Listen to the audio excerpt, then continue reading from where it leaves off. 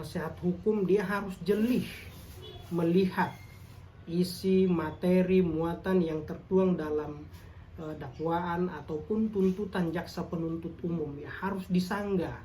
Bila mana materi atau muatan yang dituangkan dalam tuntutan tidak sesuai atau berdasarkan fakta persidangan, maka sangat beralasan hukum penasehat hukum menanggapinya dalam bentuk pledoi atau pembelaan untuk meyakinkan yang mulia majelis hakim agar terdakwa dapat dibebaskan.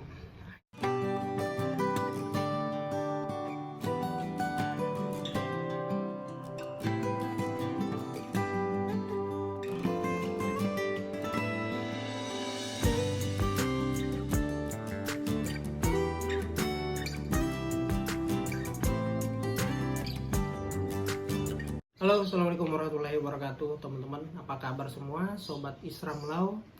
Semoga dalam kondisi sehat walafiat, amin. Nah, segmen kali ini saya mau bahas mengenai pledoi ya, pledoi dalam persidangan hukum pidana. Nah, baik teman-teman, ini dalam kasus Ferdy Sambo ya. Nah, akhir-akhir ini kita menyaksikan tayangan televisi di mana penasehat hukum atau kuasa hukum sedang membacakan pledoi. Itu kok lama banget ya, lama banget. Isinya apa aja sih, kan begitu. Nah, ini mulai bisa dari pagi sampai sore, bahkan sampai larut malam ya. Nah, dalam kasus Ferdy Sambo ini penasehat hukum mengajukan pledoi atau pembelaan ya. Nah, isi pledoi itu ya bisa 3 lembar, ratusan lembar, bahkan ribuan lembar. Dan kita lihat hampir semua penasehat hukum membacakan isi daripada pledoi yang mereka tuangkan. Wow, luar biasa ya, itu berjam-jam ya, bahkan bisa seharian ya. Nah, seperti kita ketahui bahwa pengajuan pledoi ini setelah adanya tuntutan dari jaksa penuntut umum. Nah, pada beberapa waktu lalu penuntut umum telah menuntut masing-masing kepada para terdakwa, ada yang seumur hidup, ada yang 12 tahun, ada yang 8 tahun teman-teman. Nah, sehingga atas tuntutan jaksa penuntut umum itu, maka penasehat hukum merasa keberatan terhadap tuntutan yang dituntutkan kepada kliennya, terlalu berat ya, bahkan ada seumur hidup, ada yang tidak ngapa-ngapain tapi bisa 8 tahun. Nah, itu yang menjadi keberatan atau menyanggah daripada isi tuntutan jaksa penuntut umum. Nah, baik teman-teman, mengenal sidang pledoi di dalam hukum pidana. Nah, sidang pledoi merupakan istilah yang ada di dalam tahapan persidangan perkara pidana. Nah, pembacaan pledoi dapat dilakukan oleh terdakwa atau penasehat hukumnya setelah jaksa penuntut umum membacakan tuntutan pidana. Nah, masing-masing punya giliran ya. Nah, setelah jaksa penuntut umum selesai membacakan surat tuntutannya, maka terdakwa atau penasehat hukumnya diberi giliran untuk mengajukan pledoi atau pembelaan. Nah, itu ya. Sidang pledoi atau pembelaan diri bertujuan untuk memperoleh putusan hakim yang membebaskan terdakwa dari segala dakwaan atau melepaskan terdakwa dari segala tuntutan hukum atau setidaknya mendapat hukuman ringan. Nah, jadi pengajuan tuntutan pidana dan pembelaan baru dapat dilakukan setelah hakim ketua sidang menyatakan pemeriksaan perkara telah selesai dilaksanakan. Nah, maksudnya proses pembuktian ya, rangkaian pembuktian itu ketika sudah rampung baru masuk pada tahap rangkaian penuntutan dan pledoi atau pembelaan. Nah, itu ya, penuntutan dan pembelaan adalah tahap lanjutan setelah pemeriksaan terhadap perkara dianggap selesai oleh yang mulia majelis hakim. Nah itu teman-teman ya. Jadi misalkan muatan-muatan atau isi daripada pledoi itu biasanya memuat tentang fakta persidangan ya, fakta persidangan dalam hal misalkan keterangan saksi, terus kemudian keterangan terdakwa, lalu terhadap bukti-bukti yang diajukan ada ketidaksesuaian dengan materi tuntutan jaksa penuntut umum, sehingga penasehat hukum menyanggah apa yang dimuat di dalam materi surat tuntutan jaksa penuntut umum. Nah biasanya seperti itu ya, dan memang hukumnya sudah seperti itu, menyanggah terhadap tuntutan jaksa penuntut umum karena diduga tidak sesuai atau tidak ada persesuaian antara fakta persidangan dengan materi tuntutan yang telah dibuat oleh jaksa penuntut umum, sehingga disanggah ya.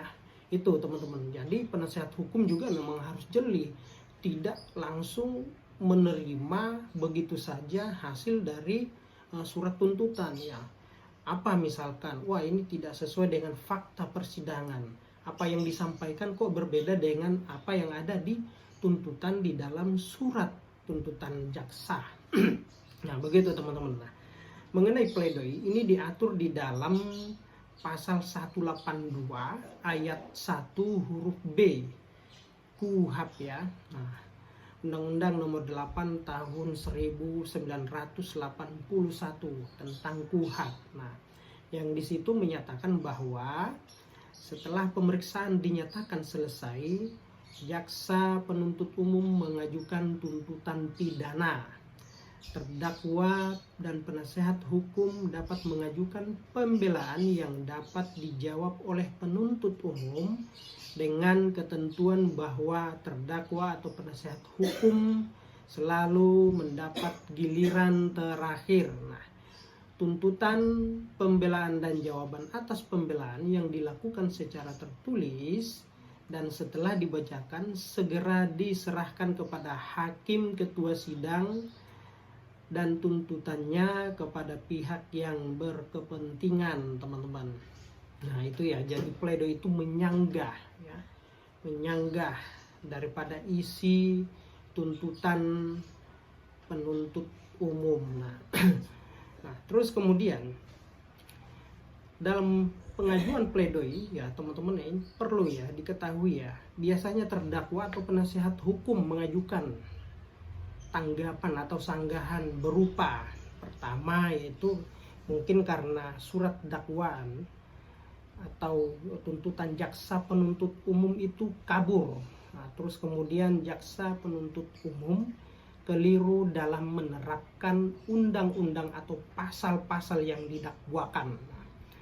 Terus kemudian jaksa penuntut umum keliru dalam menganalisis terhadap unsur-unsur delik yang didakwakan dan penerapan terhadap perbuatan terdakwa yang dipandang terbukti. Lalu kemudian jaksa penuntut umum keliru dalam menilai alat bukti atau menggunakan alat bukti yang tidak saling mendukung. Nah, delik yang didakwakan adalah delik material, bukan formil. Terus mengajukan alibi pada saat terjadinya perbuatan pidana. Nah, perbuatan terdakwa bukanlah perbuatan pidana tetapi perbuatan perdata. Nah, barang bukti yang diajukan bukanlah milik terdakwa dan lain sebagainya. Nah, itu biasanya materi sanggahan yang diajukan oleh penasehat hukum terdakwa pada saat membuat atau menyusun pledoi. Nah, namanya pledoi buatan manusia, buatan tangan, gimana pun juga ya, jaksa adalah manusia biasa yang tentunya tidak luput dari kesalahan dan khilaf. Nah, mungkin di situ ada entah itu khilaf, kesalahan, kekeliruan, maka dalam hal menyusun suatu tuntutan atau dakwaan ya tidak sesempurna seperti yang kita bayangkan, pasti ada salah-salahnya dikit kan begitu. Nah kemudian ya kita menanggapi, menyanggah terhadap materi, muatan dakwaan atau isi tuntutan tersebut. Nah, itu ya teman-teman ya. Jadi masih banyak lagi sebenarnya. Nah, jadi pledoi merupakan akhir dari terdakwa dalam membela kebenaran yang diyakininya serta yang diyakini oleh penasehat hukum untuk mempertahankan hak-hak klien yang sesuai dengan bukti yang terungkap dalam fakta persidangan. Nah, itulah teman-teman ya. Jadi seorang advokat sejati ya atau penasehat hukum, dia harus jeli melihat isi materi muatan yang tertuang dalam dakwaan ataupun tuntutan jaksa penuntut umum, ya harus disanggah. Bila mana materi atau muatan yang dituangkan dalam tuntutan tidak sesuai atau berdasarkan fakta persidangan, maka sangat beralasan hukum, penasehat hukum menanggapinya dalam bentuk pledoi atau pembelaan untuk meyakinkan yang mulia majelis hakim agar terdakwa dapat dibebaskan. Nah, itu teman-teman ya. Oke, semoga apa yang saya sampaikan mengenai materi pledoi ini bermanfaat untuk kita semua. Demikian. Assalamualaikum warahmatullahi wabarakatuh. Salam keadilan.